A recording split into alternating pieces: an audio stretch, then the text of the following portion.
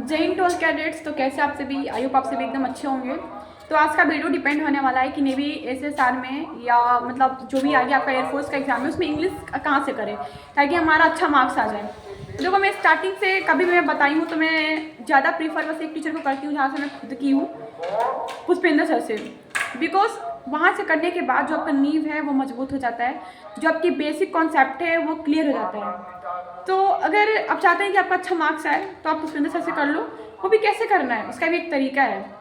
जैसे तुम यूट्यूब पे जाना, ये सर्च करना Parmar academy Pushpendra by English by Pushpendra sir 4.0 batch. जब तुम 4.0 बैच करोगे तो उसमें वो हमारा बैच जो चल रहा था उस टाइम पे एयरफोर्स का, तो वो अंदर कॉन्सेप्ट जो भी करा रहे थे वो सेम कॉन्सेप्ट वो यूट्यूब पे कराए हैं। मुझे नहीं पता था कि ये सेम चीज़ें डिलीवर करते हैं जो हमारा बैच में होता है, इसलिए मैं उनका बैच ली थी।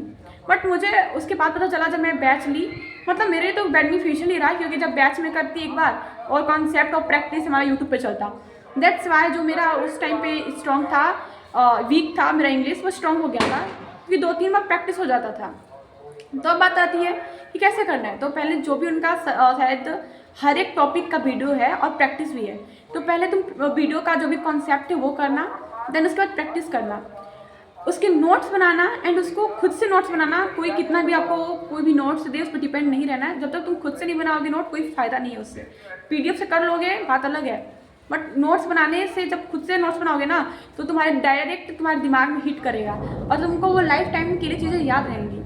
तुम ये कर लिए, अब तुमको सफिशिएंट नहीं लग रहा है कि तुमको लग रहा है कि और नीड है, क्वेश्चन नहीं बन रहे हैं, तब तुम उसके लिए जो ये है हमारे कार्डियोलॉजिस्ट संजीव सर, उनका बहुत सारा मैराथन क्लासेस हैं, वीडियोस हैं एयरफोर्स के लिए, उसको देखना। बस तुम इन दोनों का देख लेना, तुम्हारा नहीं तो 20-21 क्वेश्चन कैसे भी आएंगे।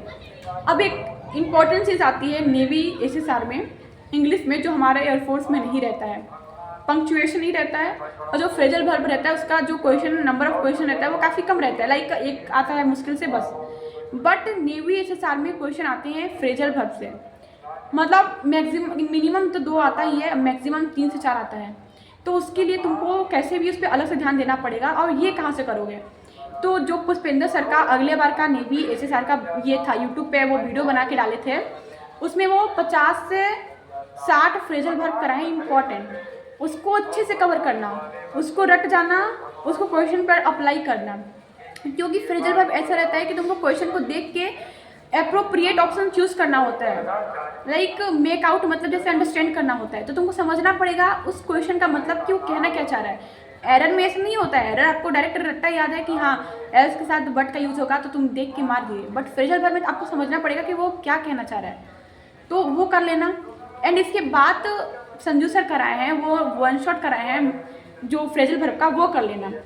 अब आता है पंक्चुएशन का, तो पंक्चुएशन भी पुष्पेंद्र सर कराए हैं नेवी एसएसआर के लिए अगले इनटेक का, मैं वो खुद की हूँ अभी। एंड इसके बाद तुम संजीव सर का करना।